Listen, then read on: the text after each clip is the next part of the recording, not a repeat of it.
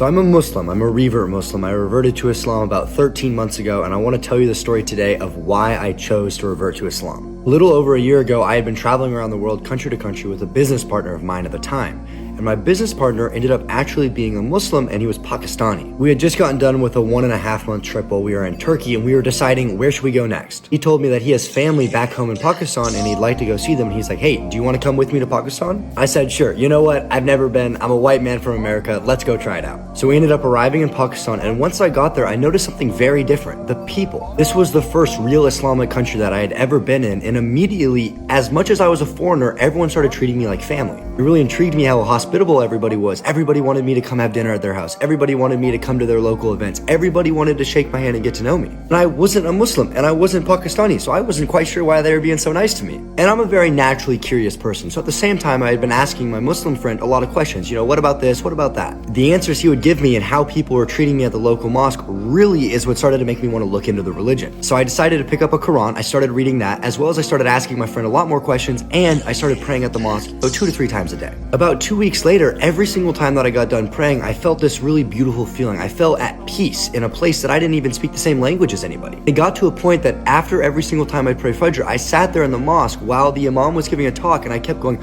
I want to take my Shahada. I want to do it. I want to become a Muslim. But I was so scared, and I didn't do it for 2 weeks. Every single day I said, okay, today's the day I'm going to take my Shahada. And then right as I was going to do it, I kind of wussed out. I didn't end up doing it, and I went home. Now, one day after not taking my Shahada again, even though I wanted to, I went home, I left the mosque, and I started taking the elevator up to our house. Right as I got to the top, the elevator shut down and all of the power in the entire building went off. So I was stuck there in the dark, and the first thing that came to my mind of what I should start doing is making salah. So all I did for 15 minutes was just pray. I was like, well, I've got the open time, I might as well just start doing it. I was praying for guidance, I was praying for signs, I was praying for protection. And then right as I got done praying, I noticed that even though the power was off, the elevator door would still open. And I noticed this whole time when I thought I was stuck in here, I wasn't even stuck in the elevator. My mind went, there's no way that for 2 weeks I've been wanting to take my Shahada. Right after saying I'm gonna do it, the whole power goes off. I think I'm stuck in the elevator, and the first thing that I go do is make salah, and I didn't even have to. I could have left the entire time. I was like, okay, I'm gonna go inside, I'm gonna go onto YouTube, I'm gonna look up how do you take your Shahada, and I'm doing it right now.